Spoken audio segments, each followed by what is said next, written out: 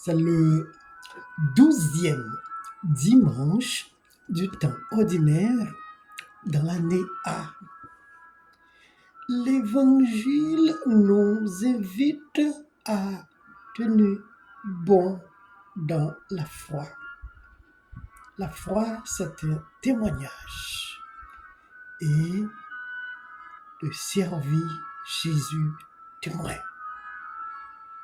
Si l'on le servit comme témoin, il nous servira comme témoin devant son Père, lui aussi. Rien de nouveau sous le soleil, dit Coëlin. Le monde a été tel que nous le trouvions. Les hommes ont été tels que nous les voyions. Le Big Bang a été tel que nous l'entendions. Les planètes ont été telles que nous les admirions. Et les images ont été telles que nous les imaginions.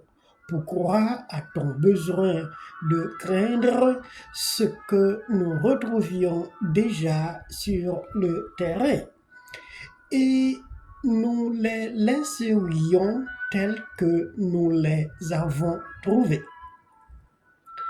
La rudesse de la vie en ce monde et la hardiesse des hommes ont été telles que nous les figurions aujourd'hui. N'ayons pas peur d'annoncer l'Évangile sous prétexte qu'il n'y a pas de bonheur dans ce monde. N'ayons pas peur de semer le bon grain sous prétexte qu'il ne s'y plantera pas dans de bonnes terres. Ce n'est pas à nous de faire une telle considération. Cela revient à celui qui tient l'univers entre ses doigts. Quant à nous, nous devons acquitter les tâches qui nous ont été confiées selon la mesure de nos talents.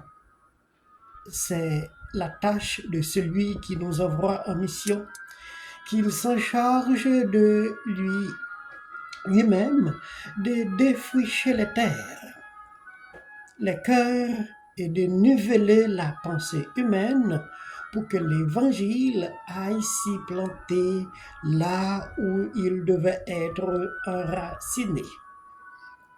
Chacun a ses goûts, chacun a ses sens. Il peut prendre à son intérêt la route qu'il le désire. Cependant, ce qu'il ne faut jamais oublier, toutes les inconséquences auront ses propres conséquences. Et le plus souvent, cela coûtera cher aux pratiquants tant qu'il dure. Mais l'expansion de la parole ne peut s'arrêter en chemin. Si petit que soit un grain, en tombant en terre, il s'élèvera, faisant des tiges et des branches, et ensuite produira selon son espèce pour le bienfait de l'humanité. L'Évangile en suivra le même schéma. Donc n'ayons aucune crainte de l'annoncer, et c'est là sous aucun prétexte de camper. Qu'est-ce que Jésus aurait dit de si important? Alors que ces simples paroles ont été répandues à travers les âges et l'espace. Les 256 pays et territoires du monde ont entendu au moins une fois le nom de Jésus ou une parole venant de la bouche de celui-ci, car il est la parole faite chair.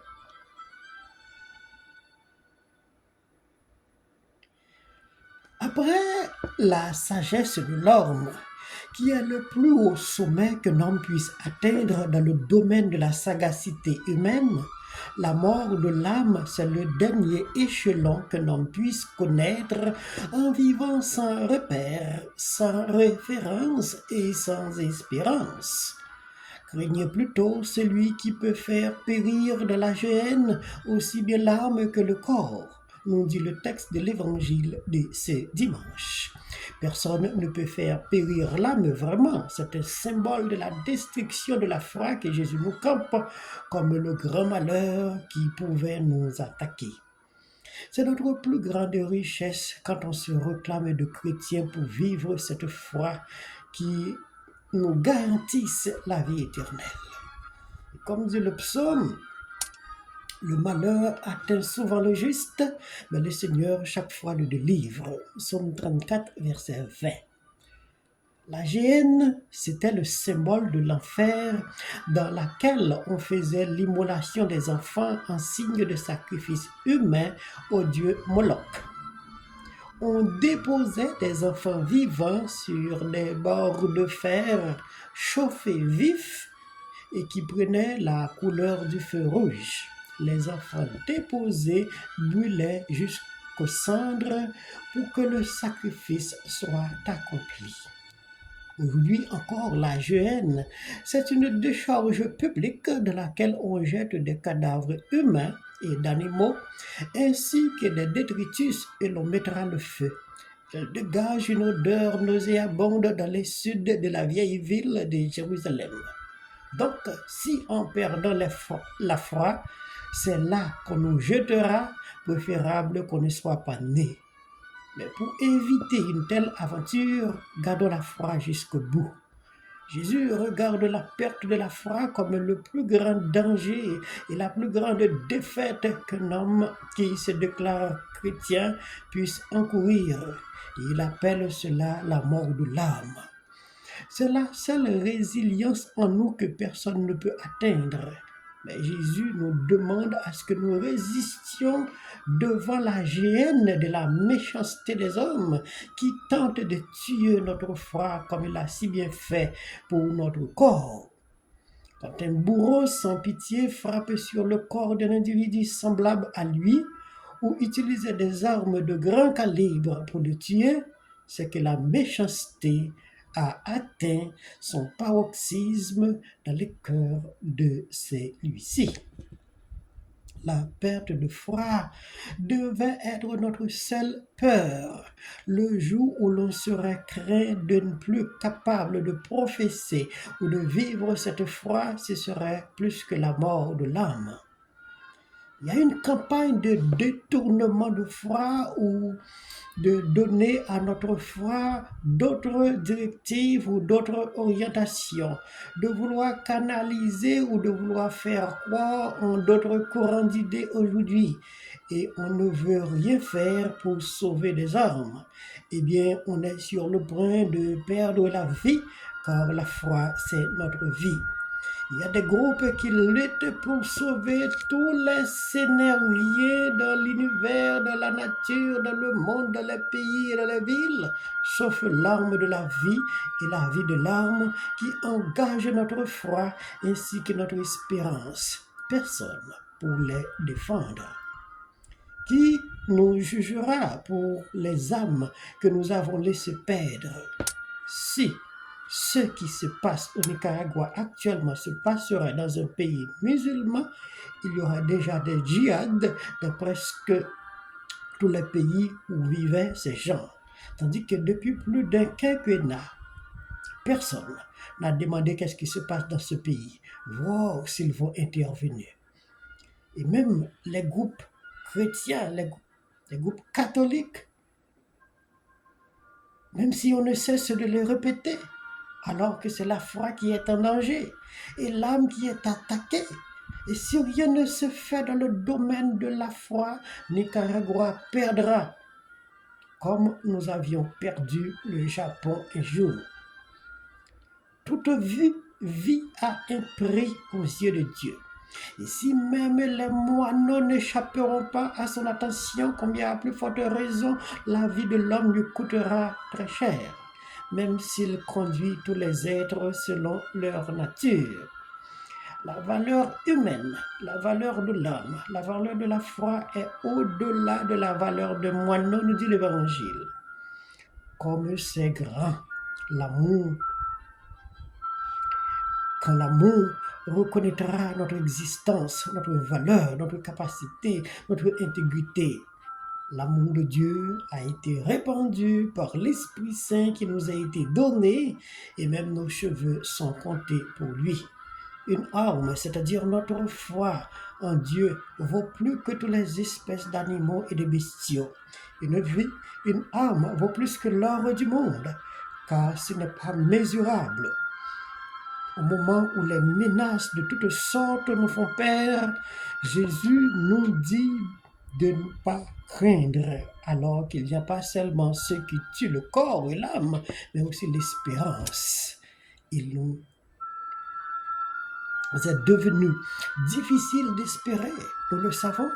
On peut tout détruire en nous, même la plus-value, sauf que personne ne peut empêcher l'esprit d'agir et de vanter là où il veut. On peut tout rater dans la vie, mais il faut faire en sorte de ne pas rater la foi pour que notre arme ne se perde pas. Témoigner Jésus pour qu'il nous témoigne à son tour devant son Père. Jésus n'est pas quelqu'un qui prenne revanche sur quelque chose. Ce n'est pas quelqu'un qui réclame qu'on lui donne quelque chose en retour parce qu'il nous a accordé quelque chose en avant. Ni ce n'est pas quelqu'un qui fasse des reproches parce qu'il avait été déçu de quelqu'un.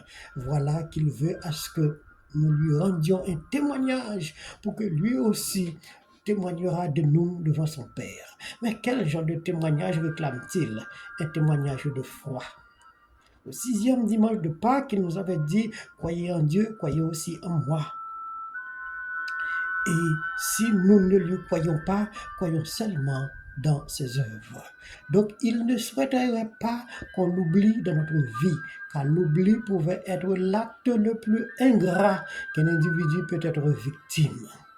Au soir de se livrer sa vie lui-même, il donnait un repas d'adieu dans lequel il demande à ses disciples de faire mémoire de lui.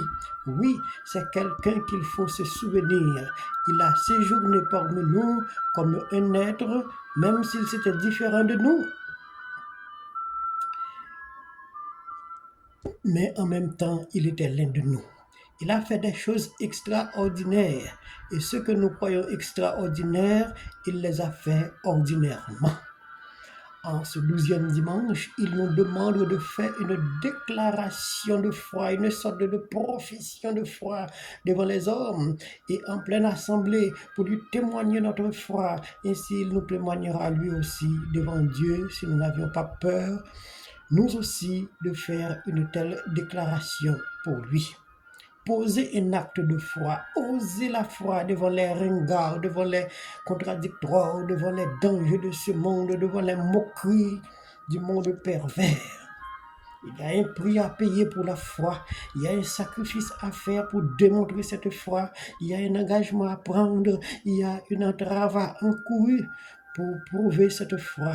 Ce n'est pas dans l'église ou dans les groupes d'apostolat qu'il faut montrer sa foi, c'est quand vous êtes vraiment en danger.